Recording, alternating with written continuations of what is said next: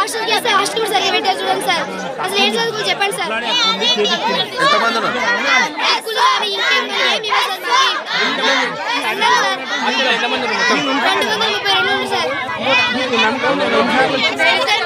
Okay sir, మేము వచ్చిన వరకు ఓకే సార్. ఇప్పుడే కాదు సార్, ఆమె ఎప్పుడైతే వచ్చిందో అప్పటి నుంచి ఇదే సార్.